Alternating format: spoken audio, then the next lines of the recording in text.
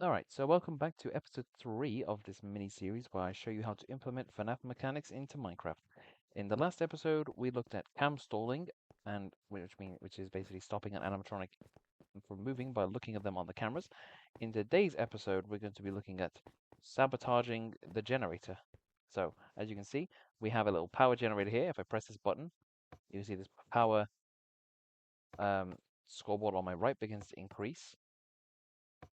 And it increases by 1 every 3 ticks, which means you'll generate 10 power per button press if there is no natural power drain. Speaking of, we have this system right here, which will drain 1 power every 3 seconds. This will just set the power back to 100 when I'm not using it. And then the system also works with the door, but instead it has a power drain every second. Now, what we want to do from the comment I received on the camstall video is that the animatronic should be able to go into the generator room and turn off the power. So how we want to do that is, first of all, we need to alter the door code a little bit. So we need to actually close the door if we have power. So we need to do, let me just expand this. So we'll need to do execute as at a scores, that's the wrong bracket, scores equals power equals 1 dot dot 100. And those dots are basically saying it's in the range of 1 to 100. At self run, I don't think you need to put the at self, but I do anyway, just because because it always works. So that will only close the door if the power is between 1 and 100. And we need to do the same for this. We need to do the same code, like spell execute properly, for the set block as well. Otherwise, if you don't have the doors closed and the dirt gets set, the animatronic will still be sent away by the not closed door.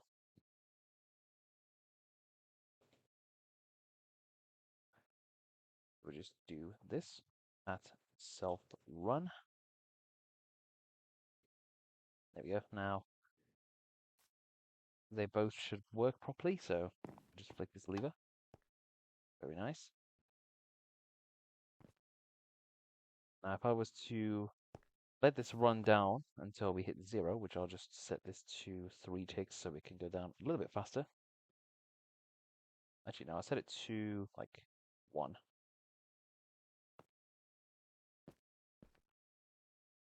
And we're at 0 power, so if I try and close the door now, it no longer works. And it doesn't drain power because we have none left. So let's just fix this. And then we'll just charge up the generator a bit. Oh, hang on. I don't think I made it charge when it's 0. I'll just do that instead. There we go. Now we have power. The door can charge. The door can be closed again, and the power can be charged again. I probably should change it so you could change this so you can charge it when it's at 0. So I'll just alter this code. Yeah, this is the code for being able to charge the generator as well. You don't want to charge it when it's at 100% because that would defeat the point. I mean, that would just allow you to have infinite, more than 100 power, which isn't natural in a FNAF game. And you don't want it to drain below 0 because negative power isn't really a thing you can have in a FNAF game either. Okay, so the actual system we need to make is when the animatronic gets to this position. When it makes its next move, it needs to decide to either go into the generator room or to attack. So what we need to do is we need to alter the system over here. We need to alter this block. Move node 2. Now, I'm going to just clone this block over here. 31, negative 60, negative 6. I'll clone this block for now so we can keep it somewhere else just for safekeeping. So I'm just going to put it up here.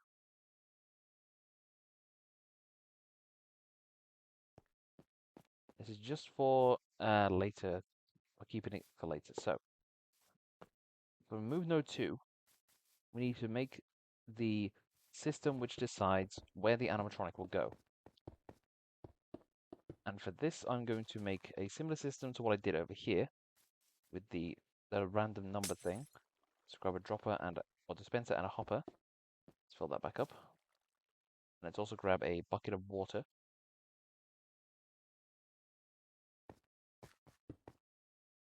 Just build this little system here. There we go.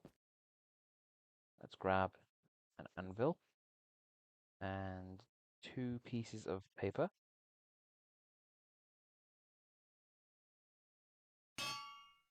Right, so now we want to differentiate the actions the animatronic does with these pieces of paper. So one of them will just do attack. One of them will do generator. We'll throw both of those into the system.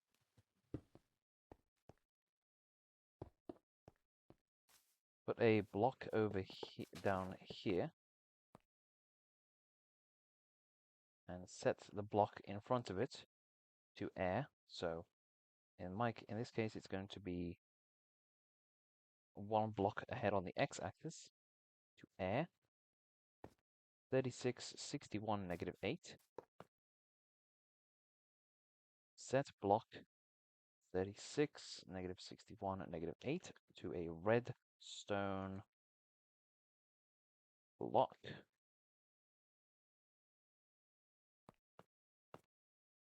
We also want to change this over here to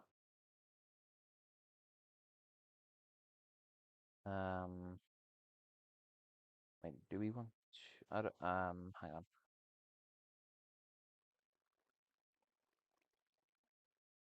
Do we want to change this? I don't know. I don't think we want to change this. You think? I did make a scoreboard value for the animatronic to decide. What was this block again? Hey, that's just the on-cancer thing. I did make a new scoreboard called movement, which should decide where it should go. Oh, actually, no, we don't want to change the move no thing. So let's just do a test for at e name equals attack, and another test for that's for the generator at e name equals, that's a plus, that's a minus, equals generator, and set both of these to always active.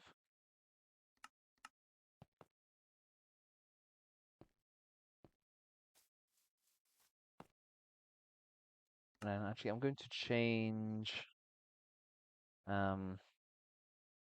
this to be 4. I'm going to change this to be 4, and then I'm going to change this to be, not that, this to be 5.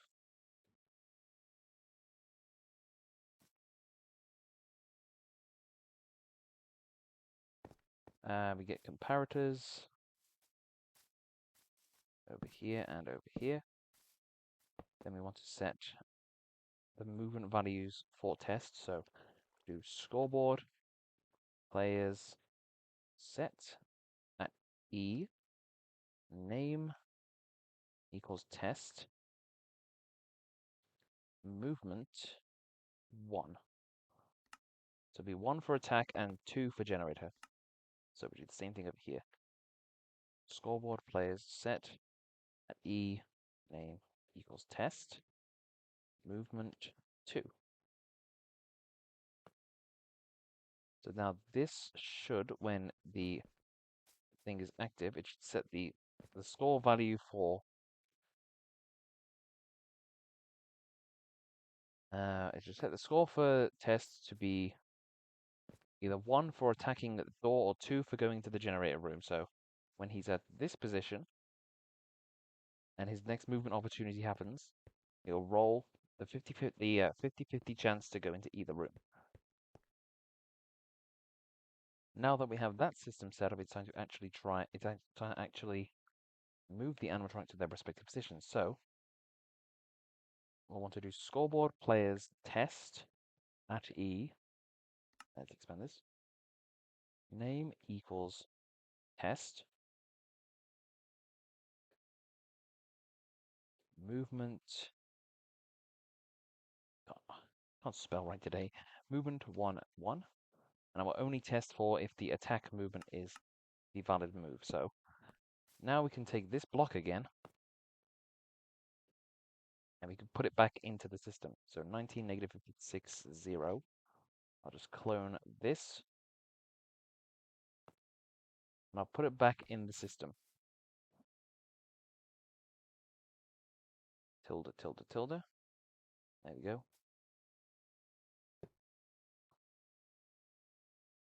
Now for the second movement, for when he rolls the generator, let's clone this block for simplicity's sake, so I don't have to write out the thing again.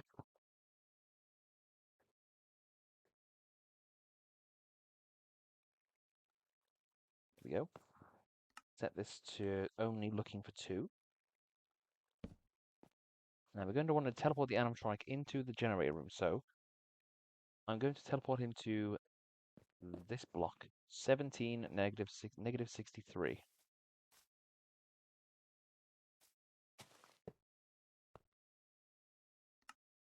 So we'll TP at E, name equals test, 17, negative 63. You don't have to do a facing because he's going to still be facing the same direction as in move no 1. So he's right there. He'll be facing the generator room when he goes into the room, or the generator when he goes into the room. So now if we activate the system, so let's just grab this because it's a redstone block, and we'll just go that. So which one did he roll? He rolled attack. So now he's doing his normal attack phase. Let's see if we can get him to roll generator next. Nope, it's attack again. 3 times in a row. Okay. Are you serious? 4 times in a row. Are you okay, sir? Let's just demolish a bit of this wall so we can get a better look.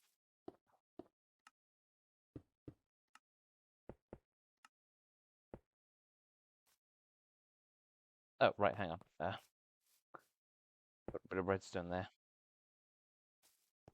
So now, okay, yeah, because he rolled his attack phase, and I didn't put the facing in. I might put the facing in actually, just to make it simpler, just to make it more convenient. So, facing 17 at negative 64. Always put your facings in. There we go. Now he's inside the generator room and he's looking at the generator. So to get him to sabotage the power, we want to put another block. Scoreboard, players, set at A. Power. And we'll say if he gets into the generator room, he completely drains your power.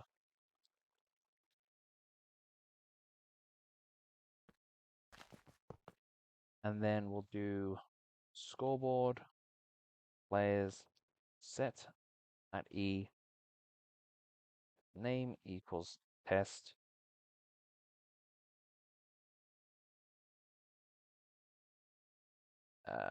Move no 0. So as soon as he does that, well, he'll stay in that room for 2 seconds, and then he'll leave. So there we go. Now he's gone from the room, and he's gone back to his starting position. Oh, didn't want that to happen. So now we can go in, we can charge the power.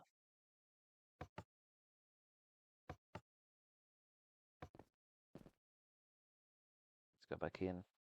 Let's just set it back to 100%. So now the system should work. Okay, and then also something else I'm going to add over here on this block. That's not what I wanted to put down. We're gonna set the movement value back to 0. So if he happens to roll the same thing twice, he doesn't get stuck. So at E, name equals test, movement 0. So he's going to set his movement value back to 0, and it will deactivate this system. It should do anyway.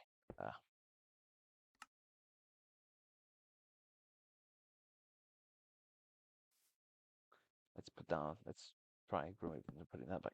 Comparator, there we go. So it will set his movement to 0 again, not to be confused with his move no value. His move no and his movement value will start at 0. I'll just clear my inventory. We'll start up the system. So we'll just wait for him to do what he needs to do. So there's his first movement. Now his second movement is where he's going to decide to either go to the generator or attack. And he's decided to go to the generator. So you'd go in and you'd charge. And now he's done his attack. So we'll close the door. He's completed his attack. Charge power again. And he decides to attack again. So this purely random system that we've added is a good way to add a bit of randomness to your animatronics AI, because they can have multiple actions to decide upon.